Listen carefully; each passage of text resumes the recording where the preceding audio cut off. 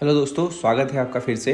और अगर आपने पार्ट 1 देख लिया था तो अब आपको पार्ट 2 देखने की ज़रूरत है। और इसमें हम empire struggles, imperial capital, peasant, colonialism, rebels and Raj, Mahatma Gandhi और फ्रेमिंग द कॉन्स्टिट्यूशन वाले चैप्टर के एमसीक्यू क्वेश्चन देखेंगे।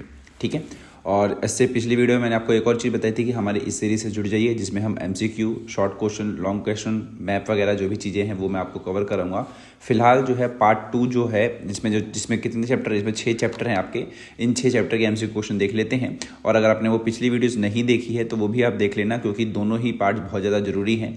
और इसमें से बहुत सारे एमसीक्यू ऐसे हैं जो आपके एग्जाम में देखने को मिल सकते हैं। और एक और बात, मेरी जो भी वीडियोस थी पॉलिटिकल साइंस की, ज्योग्राफी की, आप वो भी देख सकते हैं और अपना पेपर मैच कर सकते हैं, क्योंकि मैंने बहुत सारे क्वेश्चन बताए थे वो आपके एग्जाम में देखने को मिले। और इसीलिए मैं कह रहा हूँ कि इस सीरीज से जुड़ जाइए, क्योंकि ये क्वेश्चन भी आपको एग्जाम में देखने को मिल सकते हैं। तो चलिए क्वेश्चन को स्टार्ट करते हैं। देखिए, पहला क्वेश्चन आपका विजयनगर एम्पायर से ही है। Krishnadeva Raya belong to which dynasty. तो वहाँ पर 4 डायनेस्टी थी, संगम, तुलुव, सुलुव, अराविदु। ठीक है। और इसमें से जो तुलुव जो वंश था उसी से कृष्णदेव राय का संबंध था। अगला है who compose the work of Amuktamalyada. तो अमुक्त मल्याद जो आपका एक ग्रंथ है, इसकी जो रचना करी थी वो कृष्णदेव राय ने करी थी। चलिए, अगला क्वेश्चन है हरिहर और बुक्का, ये दोनों भाई थे। इन दोनों ने ही विजयनगर साम्राज्य की स्थापना करी थी। और इनका जो संबंध बताया जाता है वो संगम वंश से बताया। संगम वंश जो था आपका वो सबसे पहला वंश था विजयनगर एम्पायर में। ठीक है। उसके बाद बाकी सब आए थे, संगम, सुलुव, तुलुव, फिर लास्ट वाला आया था आपका अराविदु। खैर, अगला क्वेश्चन है which statements is correct regarding Mahanavami Dibba. तो इस महानवमी डिब्बा के बारे में कौन सा जो कथन है वो बिल्कुल बिल्कुल सही है। तो ऑप्शन नंबर जो बी है आपका, कि यह शहर के उच्चतम स्थानों में से एक पर स्थित था और ये बहुत ही बड़ा विशाल मंच था। तो आपने इसके बारे में पढ़ा भी होगा कि बहुत ही ज़्यादा, एक तरीके से 40 फीट की ऊंचाई पर यह बनाया गया था और बहुत बड़ा मंच था। यहाँ पर जो रामनवमी का जो त्यौहार था वो यहाँ पर मनाया जाता था, घोड़ों की पूजा वगैरह करी जाती थी। तो ये हो जाएगा इसका ऑप्शन नंबर बी। चलिए, अगला है which person ambassador visited Vijayanagar empire. तो जो पर्शिया का जो एम्बेसडर था उसका नाम था अब्दुल रज़ाक। इससे पिछली जो वीडियो थी जिसमें मैंने आपको यात्रियों के नज़रिए वाला जब चैप्टर कराया था तो उसमें भी इसका जिक्र था। तो अब्दुल रज़ाक ने ही विजयनगर की जो वहाँ की फोर्ट क्या कहते हैं उसको, किलेबंदी जो कहते हैं, उसके बारे में लिखा था। और यही जो बंदा था ये फारस का क्या था, एक राजदूत था जिसने विजयनगर एम्पायर को विजिट किया था। अगला क्वेश्चन है when did the battle of Talikota take place. तो बैटल ऑफ तालीकोटा जो आपका है वो 1565 में युद्ध लड़ा गया था। ठीक है।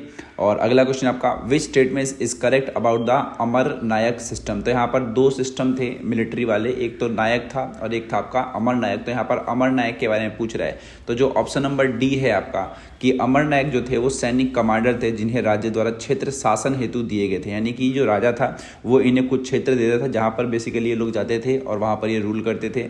जो नायक प्रणाली थी, नायक और अमर नायक, इन दोनों में भी डिफरेंस पूछ लिया जाता है एग्जाम से। तो ये दोनों अगर आपने नहीं पढ़े हैं, हालांकि मैं शॉर्ट क्वेश्चन में उसको कवर करा दूंगा, नायक अमर नायक। फिलहाल इसका जो आंसर है वो क्या हो जाएगा आपका डी। अगला क्वेश्चन आपका which statement is correct regarding the Virupaksha temple. तो विरूपाक्ष टेम्पल आपने पढ़ा ही होगा, तो इसके बारे में सबसे पहला जो आपका इसमें सेंटेंस है वो पूरा का पूरा सही है। यानी कि कृष्णदेव राय ने अपने राज्याभिषेक की स्मृति में मुख्य गर्भगृह के सामने मंडप बनवाया था। मंडप का इस्तेमाल हमेशा किस लिए करते हैं, जो क्या कहते हैं भगवान होते हैं उनकी शादी वगैरह के लिए कराया जाता है, फिर कोई मान लीजिए फंक्शन वगैरह है मंदिर में तो वहाँ पर मंडप का इस्तेमाल किया जाता है। और उसी की याद में ही बेसिकली उन्होंने जो ये मंडप था वो कृष्णदेव राय ने बनाया था। कहाँ पर, विरूपाक्ष मंदिर के अंदर। चलिए, अगला क्वेश्चन है हु कॉल्ड महानवमी डिब्बा एज हाउस ऑफ विक्ट्री। तो महानवमी डिब्बा को हाउस ऑफ विक्ट्री यानी कि एक ऐसा घर, विजय का घर बेसिकली किसने कहा था। तो डोमिंगो पेस जो थे उन्होंने ही इसके बारे में कहा था। डोमिंगो पेस ये भी एक यात्री है जो कि बाहर से आया था। अगला है on which occasion was the ceremony eight Mahanavami डिब्बा परफॉर्म। तो यहाँ पर देखिए ओकेशन पूछ रहा है, occasion was the ceremony eight Mahanavami डिब्बा परफॉर्म। तो वैसे तो रामनवमी में होता था, बट यहाँ पर जो ऑप्शन दे रखे हैं तो उस रामनवमी के दौरान जो भी कार्यक्रम होते थे उसमें सबसे बड़ा कार्यक्रम क्या था कि जो भी राज्य के घोड़े हैं उनकी पूजा करी जाती थी। ठीक है। तो यहाँ पर इसके हिसाब से ऑप्शन नंबर ए आपको टिक करना पड़ेगा। चलिए, अगला है where is the Hazara Ram temple situated. तो हजारा राम मंदिर कहाँ पर स्थित है। तो जो हजारा राम मंदिर है आपका वो जो विजयनगर आपने देखा है वहाँ का जो सेक्रेड सेंटर है जहाँ पर बहुत सारे और भी मंदिर वगैरह हैं उसके बारे में ही उसी जगह पर हजारा राम मंदिर भी स्थित है। अगला क्वेश्चन है which dynasty did Krishnadeva Raya belong to, यानी कि कृष्णदेव राय का किस वंश से संबंध था। शुरू में ही बताया था कि इनका जो संबंध था वो तुलुव वंश से था। ठीक है, पहले सुलुव है फिर तुलुव है। ठीक है, संगम सुलुव तुलुव और एक लास्ट का था अराविदु। चलिए अगला क्वेश्चन आपका what was the basic unit of the agriculture society. तो कृषि समाज की मूल इकाई क्या थी। नॉर्मल सी बात है, जो कृषि समाज आपका होता है उसकी सबसे मूल इकाई जो होती है वो गांव में ही होती है, क्योंकि कृषि जो है सबसे पहले गांव में ही स्टार्ट करी जाती है, इसीलिए इसकी जो मूल इकाई है वो क्या है, गाँव। चलिए अगला क्वेश्चन आपका विच crop was introduce into India via Africa and Spain. तो जो क्रॉप है, कौन सी फसल ऐसी थी अफ्रीका और स्पेन के माध्यम से भारत लाई गई थी, तो वो था आपका मक्का यानी कि मेज़। अगला क्वेश्चन है who was the author of the आइन अकबरी। आइन अकबरी जो था आपका वो अबुल फजल ने लिखा था। ठीक है, और अगला क्वेश्चन है which duties were performed by state official in the 16th century. तो कौन कौन से जो क्या कहते हैं उसको कार्य थे वो राज्य के अधिकारी करते थे। जब मुगलों का यहाँ पर शासन था तो वो लोग एक तरीके से लैंड रेवेन्यू कलेक्ट करते थे, ज़मीनों को मापा करते थे, जो भी रिकॉर्ड वगैरह थे वो रखा करते थे, जो भी पैसे वगैरह आ रहे हैं। तो ये तीनों ही पॉइंट इसमें सही है, तो इसमें हम जाएंगे ऑप्शन नंबर डी यानी कि ऑल ऑफ दी अबव। अगला है विच क्रॉप्स वर कॉल्ड जिनसे कामिल। जिनसे कामिल का मतलब होता है ऐसी फसलें जो बहुत ही ज़्यादा एक तरीके से पैसा कमा कर देती थी। तो इसमें जो ऑप्शन है ए देख रहे हैं आप, कॉटन एंड शुगर केन यानी कि कपास और गन्ना जो था आपका वो जिनसे कामिल वाली फसलें थी। जिनसे कामिल का मतलब उत्तम फसलें बेसिकली, या फिर ऐसी फसलें जिनसे राज्यों को बहुत ही बड़े स्तर पर क्या होता था, मुनाफा होता था। तो उन्हीं फसलों को क्या बोलते थे, जिनसे कामिल बोलते थे। और फिलहाल कॉटन और शुगर केन जो थी मुगल के टाइम पर वो जिनसे कामिल फसलें थी। और भी बहुत सारी फसलें थी, बट इस वाली सीरीज में जो आपको ऑप्शन दिख रहे हैं इसमें कपास और गन्ना है। अगला क्वेश्चन है which statement is incorrect about women's role in agrarian society. तो कृषि समाज जो आप देखते हैं उस कृषि समाज में महिलाओं की बहुत सारी भूमिका देखने को मिलती थी, लेकिन यहाँ पर जो है कौन सा वाला कथन गलत है हमें वो बताना है। तो जो ऑप्शन नंबर आप देख रहे हैं ऑप्शन नंबर डी यानी कि टुक प्रोड्यूस टू ओवरसीज मार्केट, तो ये नहीं था उनका काम। ठीक है, मतलब बेसिकली वो मार्केट में क्यों ही जाएंगी, उनका काम ज़्यादातर जो होता था वो खेतों के भीतर ही होता था। साथ में काम करते थे अपने हस्बैंड के साथ, अपने परिवार वगैरह के साथ। ठीक है, और ज़्यादा बड़े काम वो नहीं करती थी महिलाएं। तो इसीलिए जो यहाँ पर ये लिखा हुआ है कि वो बाहर के मार्केट में सामान को लेके जाया करती थी, तो ऐसा कुछ नहीं है। और ऑप्शन नंबर ए, बी और सी तो कृषि समाज की महिलाओं की भूमिका बता रहा है, बट ऑप्शन नंबर डी जो है वो गलत है यहाँ पे। ठीक है, चलिए अगला है व्हाट डज खुद कास्ट मीन। तो देखिए खुद कास्ट और पाही कास्ट दो अलग अलग सेंटेंस हैं। तो खुद कास्ट वे किसान थे जिनके पास खुद की ज़मीनें हुआ करती थी और जिसमें वो काम करा करते थे, यानी कि रेजिडेंट पीजेंट्स को खुद कास्ट कहा जाता था। अगला क्वेश्चन है which crop was ban by Jahangir. तो जहांगीर जो थे मुगलों के एक राजा, उन्होंने किस क्रॉप को एक तरीके से बैन किया था। वो जो था आपका टोबैको यानी कि तंबाकू की जो फसल थी उसके ऊपर प्रतिबंध लगा दिया था। चलिए अगला है what was the village headman called. तो विलेज हेडमैन जो आपका होता है बेसिकली उस टाइम जो मुखिया जिसको हम कहते थे मुकद्दम भी कहते हैं और मंडल भी कहा जाता था, यानी कि ऑप्शन नंबर ए यहाँ पर जो है वो सही है। मुकद्दम, मंडल, मुखिया ये तीनों एक ही नाम है। तो गांव के मुखिया को बेसिकली मुकद्दम या मंडल कहा करते थे। अगला है विच मुस्लिम कम्युनिटी वॉज कंसिडर्ड मैनियल, यानी कि कौन से मुस्लिम समुदाय जो था उसको नीच समझा जाता था। तो उस टाइम जो मुगल पीरियड था उसमें हलाल खुरान जो कम्युनिटी थी बेसिकली उसको काफ़ी ज़्यादा एक तरीके से मैनियल समझा जाता था मुगल के पीरियड के टाइम। चलिए अगला है नेम एनी टू जिनसे कामिल क्रॉप्स। तो अभी थोड़ी देर पहले मैंने बताया था आपको कॉटन एंड शुगर केन दो ऐसी फसलें हैं जो जिनसे कामिल में काउंट होती हैं। 12th क्वेश्चन है डिफरेंस बिटवीन खुद कास्ट एंड पाही कास्ट। तो खुद कास्ट खुद मतलब अपना होता है बेसिकली, तो इससे आप ध्यान रखें। पाही मतलब दूसरा। तो खुद कास्ट वे किसान थे जिनके पास खुद की ज़मीन थी, वो अपनी ज़मीनों पर काम करते थे। और पाही कास्ट वो हैं जो बेसिकली किसी और की ज़मीनों पर काम करें, कि non residence on the contract basically. ठीक है, तो पाही कास्ट वे किसान है जिनके पास खुद की ज़मीनें नहीं हैं और वो किसी और की ज़मीनों पर काम कर रहे हैं। और खुद कास्ट कौन है, जिनके पास खुद की ज़मीनें हैं। ठीक है, और यही मेजर डिफरेंस है आपका खुद कास्ट में और पाही कास्ट में। चलिए अगला है फाइंड द इनकरेक्ट पेयर। गलत जोड़ी का हमें चयन करना है। तो गलत जोड़ी इसके अंदर जो है ऑप्शन नंबर डी मुकद्दम को लेबर, ये बहुत ज़्यादा गलत है। मुकद्दम का मतलब मैंने भी बताया था, वो मुकद्दम कौन होता है, हेडमैन होता है। हेडमैन कौन, जो गांव का मुखिया होता है ना, और यहाँ पर लेबर कहा जा रहा है। तो ऑप्शन नंबर डी जो है इसमें गलत है। बाकी खरीफ ऑटम की फसल है, रबी स्प्रिंग की फसल है, मक्का को मेज़ कहते हैं, ये बिल्कुल सही है। बस ऑप्शन नंबर डी इसके अंदर गलत था। अगला है which statement is not correct. तो कौन सा कथन जो आपका वो सही नहीं है। तो बी जो आप देखते हैं स्टेट रिस्पेक्टेड जाति इन क्रिमिनल केसेस, तो बिल्कुल भी ऐसा नहीं था। जो राज्य था वो जाति, जब भी कोई केस वगैरह होता था उसके अंदर जाति वगैरह को वो नहीं देखते थे। नॉर्मल सा जो नियम है उसके आधार पर ही मतलब जो भी कार्रवाई थी वो करी जाती थी। बाकी इसमें पॉइंट्स बिल्कुल सही है कि जाति पंचायत कास्ट के डिस्प्यूट को सॉल्व करती थी, जाति जो थी वो लैंड क्लेम को सही करती थी, और मिल्कियत का अर्थ होता है जो जमींदार की अपनी खुद की जमीन होती है। मिल्कियत तो वर्ड आपने पहले भी सुना होगा, तो उसको कहते हैं। तो बाकी ऑप्शन तो इसमें सही है, बस ऑप्शन नंबर जो बी है आपका कि स्टेट रिस्पेक्टेड जाति in criminal case is not correct. Okay, चलिए अगला है मैच द फॉलोइंग, यानी कि हमें इसमें करना है मैच। तो इसमें जो हेडमैन है, हेडमैन का आंसर अभी मैंने थोड़ी देर पहले बताया, मंडल या मुकद्दम दोनों एक ही है। अगला है इसमें वर्ड पटवारी, तो पटवारी का अर्थ होता है भाई विलेज अकाउंटेंट, यानी कि जो गांव का जो मुंशी हम जिसको कहते हैं उसी को कहा जाता है, तो विलेज अकाउंटेंट कहलाएगा।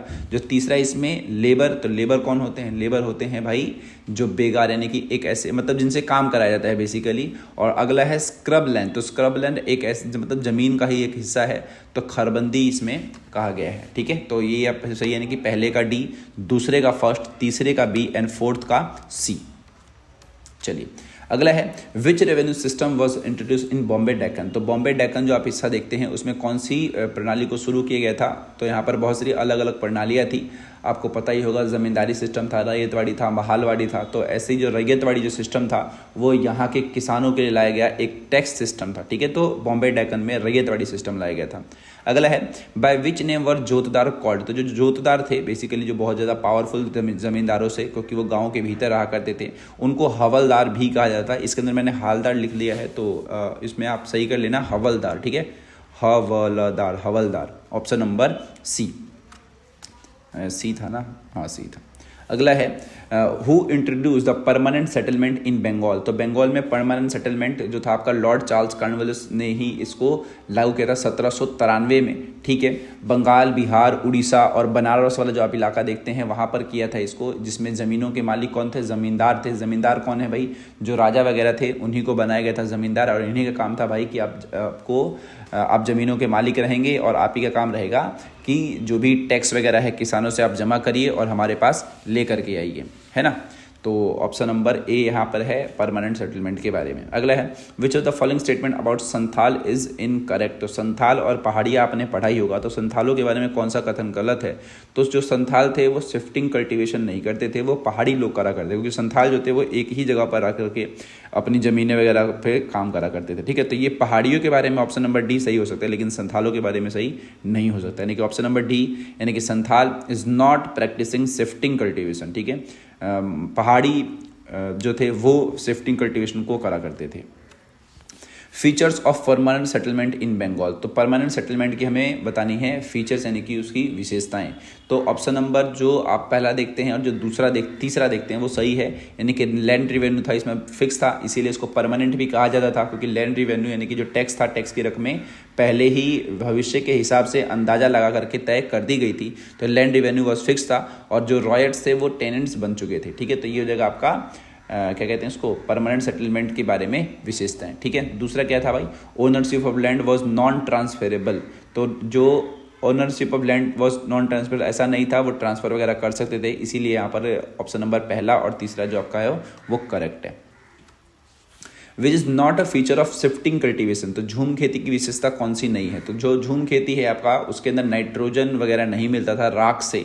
बाकी जो 3 पॉइंट है कि फॉरेस्ट को कट डाउन करा जाता था, और राख के इस्तेमाल से ही उसमें वो लोग बीज वगैरह बोया करते थे। ठीक है, पहले कल्टीवेट करते थे, देन लीव फैलो, ये भी सही है इसके अंदर। बाकी जो डी वाला पॉइंट लिखा है कि एनरिच्ड बाय नाइट्रोजन फ्रॉम एश, तो इतना नहीं मिलता था, तो ये जो ऑप्शन है इसमें डी जो है वो झूम खेती की विशेषता नहीं है।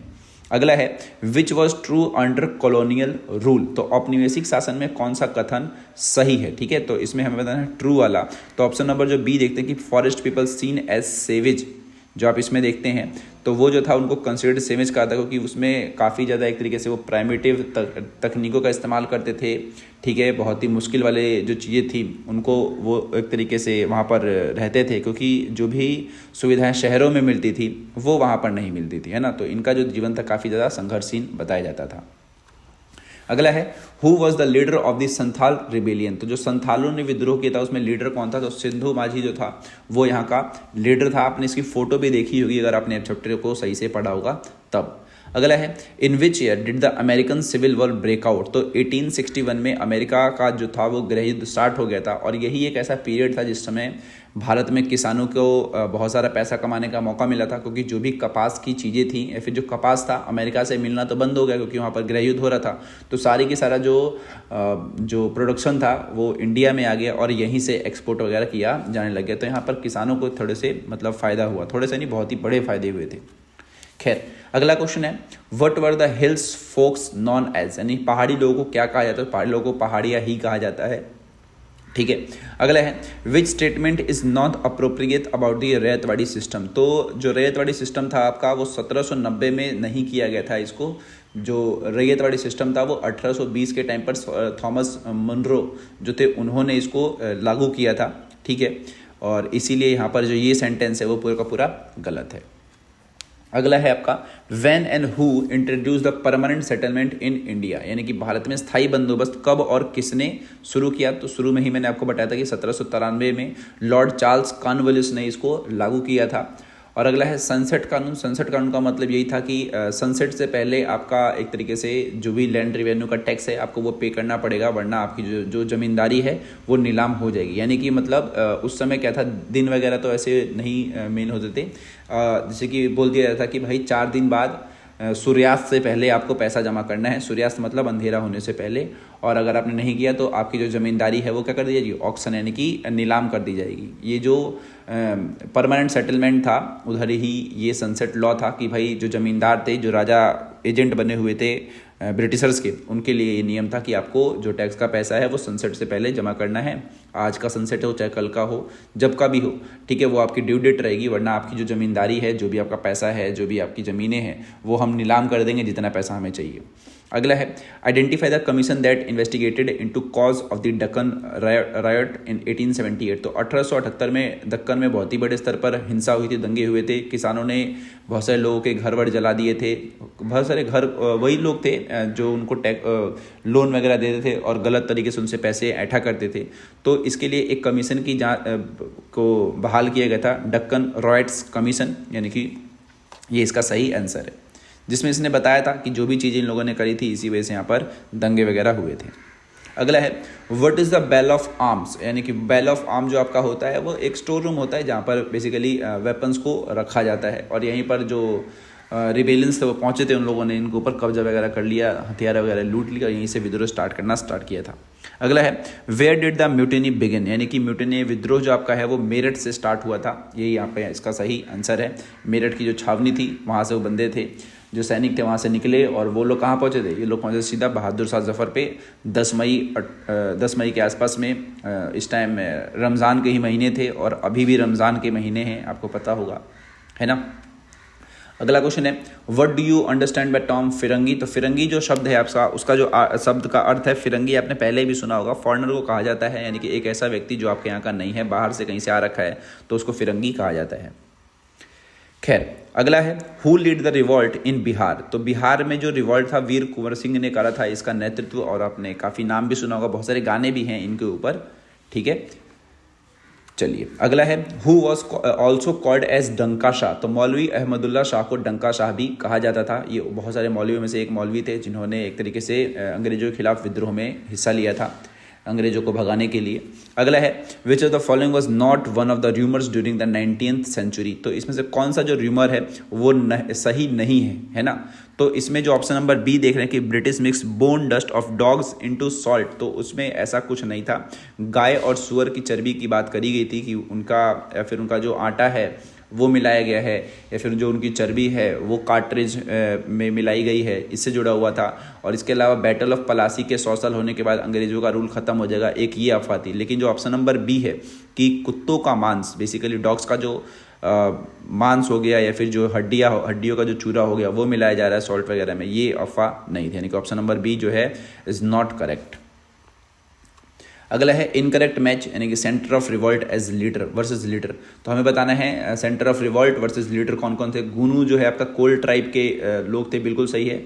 गुनु से कोल ट्राइबल्स जो थे यहाँ पर, जो आपका गुनु है ये झारखंड में पड़ता है, तो यहाँ पर जो कोल ट्राइबल्स है बेसिकली, कोल मतलब कोयला, वहाँ पे के लोगों ने करा था, ये सही है। कानपुर से नाना साहिब थे, सही है। झांसी से रानी लक्ष्मीबाई थी, ये भी सही है। और अवध से थे एक बहुत बढ़िया नाम था, एकदम से भूल गया मैं, क्या कहते हैं, वाजिद अली शाह, सॉरी, हाँ, अवध से थे वाजिद अली शाह। उन्होंने एक तरीके से यहाँ पर क्या किया था, रिवॉल्ट को करा था। लेकिन यहाँ पर लिखा हुआ है अवध से शाहमल, तो शाहमल नहीं है इसका आंसर, तो इसको आप सही कर लेंगे। ऑप्शन नंबर डी, मल लिखना था, MAI लिखा हुआ है यहाँ पे। ऑप्शन नंबर डी जो है आपका वो गलत है, क्योंकि अवध के नेता शाहमल नहीं थे, ये गलत मिलान है। और अवध के जो नेता थे वो थे अभी क्या बताया मैंने, वाजिद अली शाह, जिनको हटा करके बंगाल भेज दिया गया था बाद में। क्वेश्चन नंबर 8 देखते हैं। क्वेश्चन नंबर 8 है आपका immediate cause of the revolt of 1857। तो रिवॉल्ट ऑफ 1857 जो था उसका इमीडिएट कॉज जो था आपका वो कार्ट्रिज थी एनफील्ड राइफल की, जिसमें ये कहा गया था कि जो कार्ट्रिज है उसमें गाय और सुअर की चर्बी का लेप है और उसका इस्तेमाल करने से पहले उसको आपको छीलना पड़ेगा। तो हिंदू और मुस्लिम दोनों के यहाँ पर धर्म पे बात आ गई थी। हालांकि ये अफवाह थी, लेकिन इसी कारण की वजह से क्या था कि जो रिवॉल्ट ऑफ 1857 है वो स्टार्ट हो गया था। चलिए अगला क्वेश्चन है, वेयर वर द सिपाही डिसकंटेंटेड विथ ब्रिटिशर्स, यानी कि जो क्या कहते हैं, जो सिपाही थे बेसिकली वो आखिर ब्रिटिशर्स से नफरत क्यों करते थे या फिर असंतुष्ट क्यों थे, ये पूछा गया है। तो उनके साथ अब्यूज़ और वायलेंस होता था, रेशियल डिस्क्रिमिनेशन होता था, और उनको कम पैसे दिए जाते थे ब्रिटिश सोल्जर के अगेंस्ट में, यानी कि ब्रिटिश सोल्जर को सेम काम के थोड़े ज़्यादा पैसे मिलते थे और जो इंडियंस थे उनको कम पैसे मिला करते हैं। यानी कि जो ऑप्शन नंबर तीनों है इसमें वो सही है, यानी कि ऑल ऑफ द अबव जो है इसमें ऑप्शन हम करेंगे टिक। अगला है not a term of subsidiary alliance. जो सब्सिडरी अलायंस था यानी कि जो सहायक संधि थी, उसके बारे में कौन सा कथन गलत है। तो इसमें जो तीनों है कि डिसबैंड रूलर्स आर्मी, मतलब वही है, नॉर्मल सी बात है कि अपनी खुद की आर्मी नहीं रखेंगे, हम अपनी आर्मी देंगे, उसको आपको रखना है, ठीक है। ब्रिटिश के जो ट्रूप्स होंगे आपके यहाँ पर लगाए जाएंगे आपकी रक्षा के लिए, और ruler to follow British advice, जो भी ब्रिटिशर्स कहेंगे वो आपको मानना पड़ेगा। तो ये तीनों ऑप्शन सही हैं। लेकिन जो डी वाला है कि British would not protect ruler from the foreign attack, foreign का मतलब बाहरी संरक्षण से सामना, बाहरी का मतलब विदेशी कोई हमला होता है तो उसमें नहीं करेंगे भाई, बाकी जो भी हमले वगैरह हैं उसके लिए हम आपको बचा देंगे। तो ऑप्शन नंबर डी जो है वो एक टर्म जो है वो सब्सिडरी अलायंस के लिए गलत है। चलिए अगला है who mobilise Pargana Baraut village. Who mobilise Pargana Baraut village. तो परगना बरौत जो आपका है उस गांव में जो शाहमल थे उन्होंने एक तरीके से विद्रोह का आह्वान किया था, वहां पर विद्रोह को उन्होंने संभाला था। अगला है which was not a justified reason for annexing Awadh. तो अवध को जो अंग्रेजों ने अपने कब्जे में कर लिया था उसके लिए कौन सा जो रीज़न है वो सही नहीं है। तो इसमें ऑप्शन नंबर जो सी आप देखते हैं कि Mangal Pandey initiate the revolt from the Awadh. तो पहली बात तो मंगल पांडे थे ही नहीं अवध से, वो तो मेरठ से थे, है ना। तो ये इसके अंदर जो था आपका वो गलत है। बाकी इन्होंने जो कारण दिए थे अंग्रेजों ने वाइस अली शाह को हटाने के लिए कि भाई अनपॉपुलर है वाइस अली शाह, एक ये कारण था। हालांकि अनपॉपुलर नहीं थे, बहुत पॉपुलर थे वो, फिर भी उन्होंने दिया। तो पहला वाला भी सही है, और इसमें बी जो ऑप्शन है वो भी सही है, और जो डी है कि British gift Talukdar material benefit ये भी सही है। जो ऑप्शन नंबर सी है वो गलत है कि Mangal Pandey started revolt in Awadh. तो अवध से उन्होंने नहीं किया था, ये ऑप्शन इसके अंदर गलत हो जाएगा। चलिए अगला है when and by whom was the subsidiary alliance device. तो जो सब्सिडरी अलायंस था बेसिकली वो किसके द्वारा बनाई गई थी। तो 1798 में लॉर्ड वेलेस्ली जो थे वो इस अलायंस को लेकर के आए थे। अगला है when and where did the mutiny begins. तो विद्रोह जो था वो 10 मई 1857 मेरठ से शुरू हुआ था, ठीक है।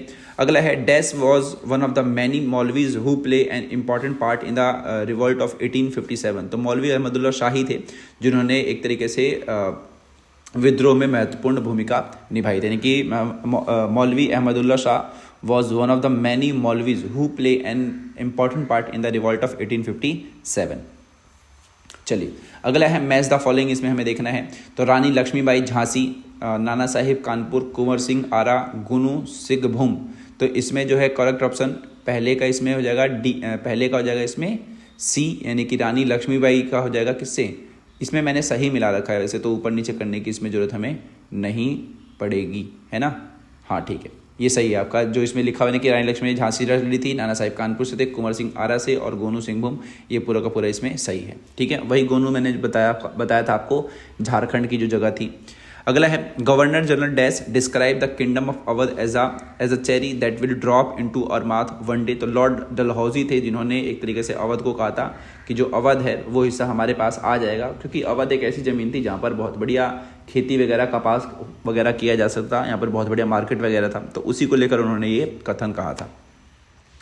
चलिए अगला है which of the following statement regarding Mahatma Gandhi is are correct. तो इसमें हमें बताना है महात्मा गांधी के बारे में कौन सा जो कथन है वो सही है। तो ऑप्शन नंबर पहला और जो दूसरा आप देखते हैं कि उन्होंने सेकंड राउंड टेबल कॉन्फ्रेंस को अटेंड किया, क्योंकि पहले वाले के टाइम पर वो जेल में थे तो कांग्रेस गई नहीं थी, है ना। तो सेकंड वाला अटेंड किया क्योंकि उनको जेल से बाहर लाया गया था। और जो दूसरा है कि he oppose the demand for separate electorate for lower caste. तो उन्होंने इस चीज़ को अपोज करा था कि भाई सेपरेट इलेक्टोरेट सिस्टम नहीं होना चाहिए नीची जाति के लिए, वरना जो देश है वो हमारा बट जाएगा। तो पहला और जो दूसरा है महात्मा गांधी के बारे में सही है। बाकी रिटर्न इन इंडिया वो 1915 में हुए थे, ये गलत है क्योंकि यहाँ पर 17 लिखा हुआ है। और लाला लाजपत राय पॉलिटिकल मेंटर नहीं थे, कोई और नाम था उनका। तो अगर उनका आपको नाम पता है तो आप मुझे कमेंट में लिख सकते हैं। अगला है when did Mahatma Gandhi make his major public appearance. तो मेजर पब्लिक अपीयरेंस जो था आपका वो बनारस हिंदू विश्वविद्यालय में ही किया था, 1916 में बहुत बड़ा भाषण दिया था, सार्वजनिक भाषण। अगला है a series of Prajamandal was establish to promote nationalist creed in. तो जो प्रजामंडल था वो देसी रियासतें थी, उन हिस्सों में राष्ट्रवाद को बढ़ावा देने के लिए इसकी स्थापना करी गई थी। किसकी भाई? प्रजामंडल की। चलिए अगला क्वेश्चन है in which year was the first round table conference held. तो 1930 में प्रथम गोलमेज सम्मेलन जो था आपका, उसको क्या कहते हैं, उसका कॉन्फ्रेंस हुई थी। लेकिन इसमें भारतीय राष्ट्रीय कांग्रेस यानी कि आईएनसी नहीं गई थी क्योंकि महात्मा गांधी जेल में थे। अगला विच of the following was the first mass movement against the British in India. तो बहुत ही बड़े स्तर पर जो सबसे पहला आंदोलन स्टार्ट हुआ था वो 1905 से 7 के बीच में चला था। लाल बाल पाल जो थे तीनों नेता वो इसमें महत्वपूर्ण भूमिका में देखे गए थे। ऑप्शन नंबर डी जो है आपका स्वदेशी मूवमेंट, ये था आपका जो सबसे पहला बड़ा जन आंदोलन था। अगला क्वेश्चन है in which year did Mahatma Gandhi give a call for the quit India movement. तो जो क्विट इंडिया मूवमेंट था ये सबसे बड़ा आंदोलन था, इसके बाद ही अंग्रेजों ने भारत को छोड़ दिया था। तो 1942 में अंग्रेजों भारत छोड़ो का आह्वान किया, करो या मरो की स्थिति यही थी कि भाई अब यही है हमारे पास, जो है सो है। और इसी वाले आंदोलन में हमें बहुत बड़े स्तर पर फायदा मिला और अंग्रेजों को भारत छोड़ के जाना ही पड़ा। अगला है हु लीड द खिलाफत मूवमेंट इन इंडिया। तो खिलाफत मूवमेंट का जो लीड था वो अली बंधुओं यानी कि अली ब्रदर्स जो थे, मोहम्मद अली और शौकत अली, उन्होंने किया था। बेसिकली वो खिलाफत की बहाली के लिए था, जो कि एक खलीफा थे जो मुस्लिम समाज के थे जिनको अंग्रेजों ने हटा दिया था, तो उसी के अगेंस्ट में ये आंदोलन चल रहा था। Who called for the direct action day. तो जो आपका डायरेक्ट एक्शन डे है वो जो क्या कहते हैं उसको, जो पार्टी थी कौन सी वाली, क्या कहते हैं उसको, मोहम्मद अली जिन्ना की पार्टी थी ना जिसने उसको लाया था, 2 नेशन थ्योरी लेकर के आए थे, उन्होंने ही एक तरीके से डायरेक्ट एक्शन डे लेकर के आया था जिसमें अंग्रेजों को भगाने की बात करी गई थी और जो भी हड़ताल वगैरह थी उसको स्टार्ट किया गया था। मुस्लिम लीग थी वो पार्टी, सॉरी याद आ गया मुझे, तो वो पार्टी थी जिन्होंने डायरेक्ट एक्शन डे हड़ताल यानी कि इसको स्टार्ट किया था। तो ये भी आंदोलन था। हालांकि 16 अगस्त 1946 को जब ये डायरेक्ट एक्शन डे की घोषणा करी गई तो इसके बाद बहुत ही बड़े स्तर पर कम्युनल राइट्स देखने को मिले थे। ठीक है, अगला है in which year did Muslim League pass a resolution for a separate nation Pakistan. तो इसमें पूछा गया है कि जो सेपरेट नेशन की मांग करी गई थी मुस्लिम लीग के द्वारा वो कब करी गई थी, फिर जो इसकी जो अधिवेशन था वो कब लाया गया। तो 23 मार्च 1940 को लाहौर अधिवेशन में पाकिस्तान की मांग रखी गई थी। किसके द्वारा भाई? मुस्लिम लीग के द्वारा, जिस पार्टी के कौन थे? मोहम्मद अली जिन्ना। अगला है वेयर वॉज गांधी आश्रम लोकेटेड। तो गांधी जी का जो प्रसिद्ध आश्रम था वो साबरमती अहमदाबाद में स्थित था और यहीं से उन्होंने नमक सत्याग्रह की शुरुआत करी थी।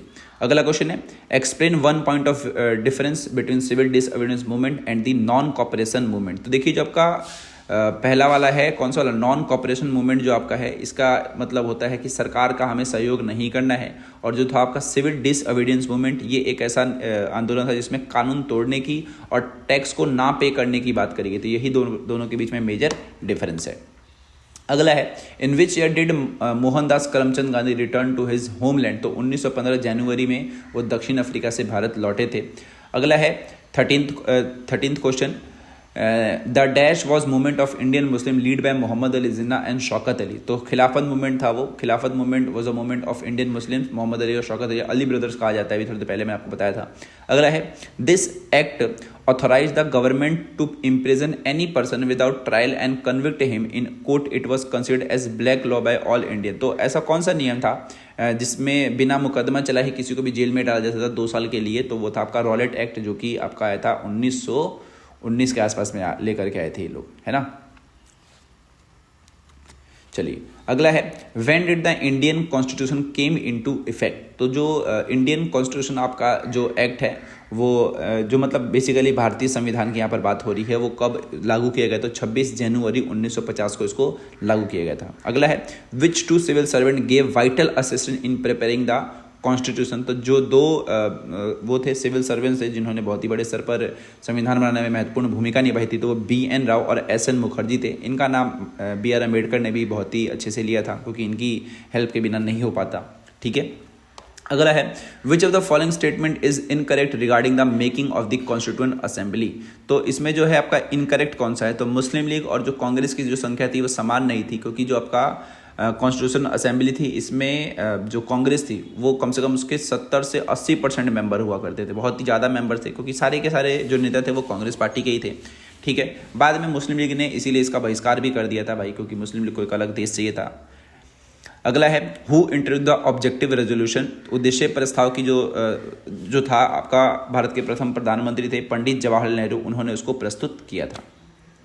Who was the president of the constituent assembly. तो कॉन्स्टिट्यूएंट असेंबली के जो प्रेसिडेंट थे, जो अध्यक्ष थे, वो डॉक्टर राजेंद्र प्रसाद थे, जो कि परमानेंट थे। एक नॉन परमानेंट भी आता है, तो वो नॉन परमानेंट आपने 11th में पढ़ा होगा, ठीक है। डॉक्टर सचिदानंद सिन्हा जो थे आपका वो नॉन परमानेंट थे, और जो परमानेंट है वो कौन है? Doctor Rajendra Prasad. Question number 6 है who propose the national flag as a tricolour with a navy blue wheel in centre. तो क्वेश्चन पूछा जा रहा है जो नेशनल फ्लैग था आपका उसको कौन लेकर के आया था? तो इसको भी जो भारत के प्रथम प्रधानमंत्री थे पंडित जवाहरलाल नेहरू वो लेकर के आए थे। Who was the chairman of the drafting committee of the constituent assembly, sorry constitution not assembly. तो ड्राफ्टिंग कमेटी के जो चेयरमैन थे वो थे हमारे doctor BR Ambedkar. Drafting committee को मसौदा समिति भी कहा जाता है। अगला है who made a powerful plea for the continued separate electorate. तो सेपरेट इलेक्टोरेट के पक्ष में कौन थे? तो B पोकर जो थे वो पृथक निर्वाचिका के समर्थन में थे। हालांकि इसको माना नहीं गया पृथक निर्वाचिका को, इसके जगह पर हमारे यहाँ पर आरक्षण की सुविधा है। Who made an aggressive plea that Hindi be used as a language of the constitution making। तो हिंदी के पक्ष में कि भाई इसके हिसाब से ही हमें एक तरीके से संविधान का निर्माण करना चाहिए, तो वो कौन से थे? वो थे भाई हमारे जो मेंबर थे RV Dhulekar. Option number C जो है इसका सही आंसर है। अगला क्वेश्चन है who was the chief draftsman of the constituent assembly. तो SN मुखर्जी थे वो चीफ ड्राफ्टमैन थे कॉन्स्टिट्यूएंट असेंबली के। Option number D SN Mukherjee.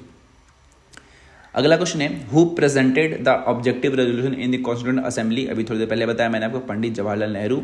और Indian constitution came into effect 26 जनवरी 1950, ठीक है। और बनकर के तैयार हुआ था आपका 26 नवंबर 1950। Why did Begum Aizaz Rasul considered separate electorate as self destructive. तो उन्होंने पृथक निर्वाचिका अल्पसंख्यकों को बहुसंख्यकों से अलग कर देगी, इस कारण की वजह से उन्होंने इसको काफ़ी ज़्यादा सेल्फ डिस्ट्रक्टिव बोला। जैसे कि मैंने अभी बताया कि अगर हमारे भारत में पृथक निर्वाचिका होगा तो नॉर्मल सी बात है जो आपका देश है वो बढ़ चुका होगा, बढ़ जाएगा, और लोग उनके लिए ही काम करेंगे जो उन्हें वोट करेंगे, क्योंकि इसमें होता क्या है कि जो भी जिस जाति का है, जिस धर्म का है, लोग उसी को वोट कर सकते थे, ठीक है। अगला है which one is not correctly match. तो इसमें जो सही से मैच नहीं है वो आपका ऑब्जेक्टिव रेजोल्यूशन दिसंबर 1945 में गलत है, जबकि पेश उसको 1946 में किया था। किसने किया था भाई? पंडित जवाहरलाल नेहरू ने। अगला है मैच द फॉलोइंग। तो इसमें है पहले का बी, यानी कि BR अम्बेडकर कौन थे? चेयरमैन ऑफ ड्राफ्टिंग कमेटी के थे, ठीक है। जो SN मुखर्जी आप देखते हैं वो चीफ ड्राफ्टमैन ऑफ असेंबली थे, थोड़ी देर पहले बताया। राजेंद्र प्रसाद कौन थे भाई? प्रेसिडेंट थे कॉन्स्टिट्यूएंट असेंबली के सॉरी और जो जवाहरलाल नेहरू हैं उन्होंने ऑब्जेक्टिव रेजोल्यूशन को पेश किया था। तो ये इसका सही जवाब है। खैर हमारे सारे के सारे क्वेश्चन हो गए। आशा करता हूँ आपको सारे क्वेश्चन समझ आ गए होंगे, और ये दोनों पार्ट हमारे कवर हो गए, ठीक है। जिसमें मैंने पहले पार्ट में 6 चैप्टर लिए थे, दूसरे पार्ट में भी 6 चैप्टर लिए, और पूरी बुक के आपके MCQ क्वेश्चन कवर हो गए। अब बारी आती है भाई किसकी?